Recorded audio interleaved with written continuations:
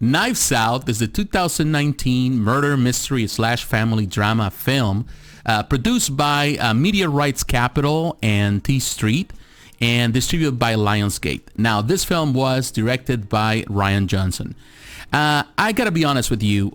For years, I didn't care much. When I was a kid, I didn't care about murder mysteries until I got married, and my wife really introduced me into this world, and she loves them. You know, she loves this type of films, this type of stories. So for the last 20 years, pretty much I've been watching a lot of murder mysteries, and I'm very familiar with them. And to be honest with you, I love them. I really like them. And Whodunit is a classic setup that everyone gets intrigued. There's a lot of intrigue. There's a lot of drama going on. There's a lot of black comedy in this film. So in the next couple of minutes, I want to let you know how I feel about this film. It's been out for a couple of weeks, but definitely there's something to talk about it. So in the next couple of minutes, stay tuned. Dig good. The most important thing I would say about this film, the first thing that will jump at you in this case is the direction of the film. Now, Rian Johnson has been vilified by a lot of fans because of The Last Jedi, and I gotta be honest with you, I enjoyed The Last Jedi. And Rian Johnson, it's a director that definitely loves to play with things and play with emotions and change things around in the last minute. Definitely, there's a lot of gotcha moments on The Last Jedi, and this film in this setting is definitely a good way for him to really showcase that the way he does things. And as a director, definitely he is made for this type of films. I really enjoy Looper. It's a fantastic film, in my opinion. I did enjoy The Last Jedi, but I can understand why a lot of people dislike it, because it's definitely not the norm for the type of stories of Star Wars, which are a little bit more linear. And he just jumps things and changes things at the last second. And some people enjoy that, but a lot of people don't. And I feel that in this film, he definitely can. He has the room, and he is able to explore that potential, and definitely the film plays with that, and it's actually a welcome thing because of the type of film this is. And I really like the direction. There's a lot of moments where things change, unexpected things.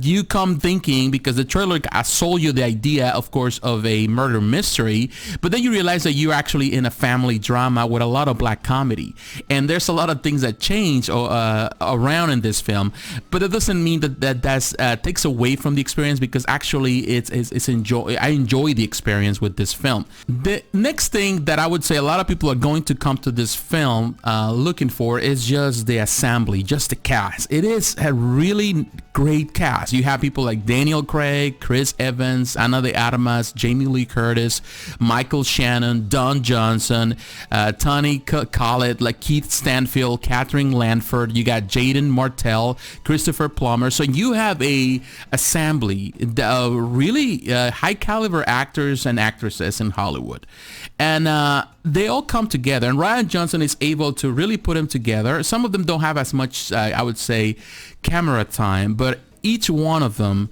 really adds something in this really strange family. And you have to think about this film. The situation in this film is very simple.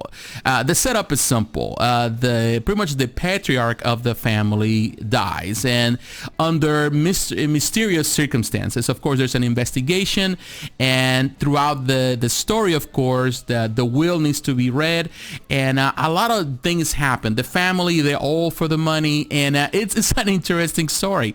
And everything revolves around the character of Ana de Armas, who I really fell in love. I didn't know much about Ana de Armas before this film, and definitely she captivates on camera. She captivates. She plays the character. I think she's a highlight of the story, because everything centers around her and her decisions and things that happen in the past. All of that really plays out the part. Daniel Craig is, I would say, I wouldn't say that he's masterful, but he's definitely a center point in this film also. He does have a southern accent, although it sounds very funny and sometimes ridiculous. I've lived in the South for 20 years, so to me, I'm very familiar with the different accents in the South, depending on the region. So he tries to play an accent from, I would say, from Kentucky or from the mountains or something like that, but it doesn't sound right. It's not 100% accurate, and it sounds kind of funny. But to be honest with you, after in the first couple of minutes, you're going to notice it if you are familiar with the Southern accent, and it's going to be a bit hilarious and a little. It seems like it's out of place, and in my opinion, in some way unnecessary. He would have just keep his accent. It would have been not, been nice just that way. But I will tell you this with honesty, after a while, you kind of get used to it, and it's okay because the character is good. And he does play things, parts that he has really not played before. There's a little more drama or a little more comedy in his character. And it's funny. And I really like him, and definitely I feel that I can see him, and there's already some announcements that we're going to, Rian Johnson wants to make a second part of this film, and a lot of people want to see the character, of course, this detective that is played by Daniel Craig, to be played out more. So that's something that I would say that I can see, like a modern Poirot or like Miss Marple or something like that. I feel that he will play the part well. So definitely he's a highlight, and there's many people here that Chris Evans, for example, is you see him in a totally different role, from the good guy in Captain America to really a mischievous guy that has a lot to hide. So there's a lot of things in these characters here. Jamie Lee Curtis, all of them, they really inject something in this story, and actually each one of them is likable. The Bat. Now it's time to talk about The Bat. I would say the biggest offender for this film is the fact that it does have an identity crisis. I would say it like this. Early on with the trailer, the original trailer, and I think there was a teaser and then a second trailer, the film sold you this idea of a murder mystery. And that's the reason a lot of people came to watch it. We haven't seen many murder mysteries in Hollywood in years. The Brits have done it for a long, long time. And they're masters on that type of stories. But Hollywood hasn't really invested much on them. So a lot of people came with this idea. I wanted to watch a murder mystery. Then you realize that you're in a black comedy. And early on in the film, you realize what happened in the film, in the story, who did it. But trying to find out who was, or the persons that are behind it and the reasons why they're doing it, that's what the story is all about. And it's developed into it, and in this case the character of Ana de Armas is at the center of it all. So the film tells you one thing, and the problem is that sometimes you feel that the film wants to be a murder mystery, and then sometimes it wants to be just a black comedy, and sometimes it wants to be just a family drama. So definitely there's an identity crisis. And as much as I love Rian Johnson and the way he wants to play things out, kind of to fool you like he did with The Last Jedi, I don't think they always land the right place, or the comedy lands where it's supposed to, or even those moments, the surprising moments, don't land as, I would say, as clever as I think he intended for them to be, and as you would like them to be. So definitely I feel that that's the biggest disappointment with the film. I would say that some of these actors are phenomenal, and you feel that also they didn't have as much camera time, some of them. You wanted some of those characters to be fleshed out. And now another thing that I feel the film, a lot of people will find, and I don't think in my case it's as bad, but a lot of people will find that there's a lot of political connotations in the story. The movie is a critique of modern times, of American society. And I know some people will find this offensive, but I wouldn't say that it's bad. It's just in the center of the story. It's part of the story because it's really a reflection of these characters. And definitely it's a critique of the hypocrisy of modern society. And it doesn't side in one, I would say, aisle of the political spectrum or the other. It definitely is just a critique of the entire society as a whole and the way we are and the hypocrisy of modern times. So definitely there's some of that, and some people might find that offensive.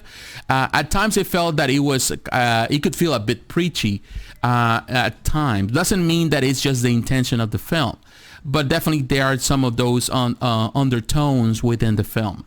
And some, of course, some people will find this, a little over the top. But in my opinion, I found it interesting because there are clever moments too, and really it plays with these characters and really showcases their motivation.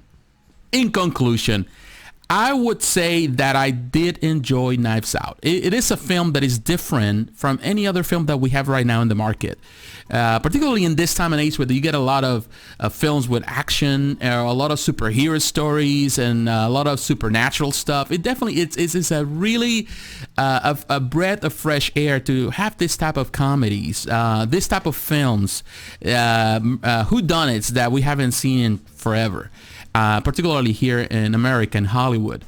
This film is an enjoyable experience. I did have fun with it with my wife. We sit down, and we really enjoyed it. It's not as deep, I would say, as a British TV shows or some of those British movies that they do it masterfully.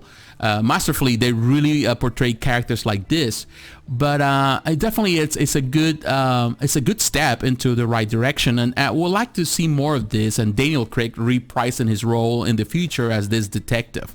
I really enjoyed the film, and I think it's a high recommendation. I watched it over the holiday, and up to this day I still enjoy it. It's one of those films that I'm going to add to my collection. So if I have to give this film a final score, I would say it's easily an 8.5 out of 10.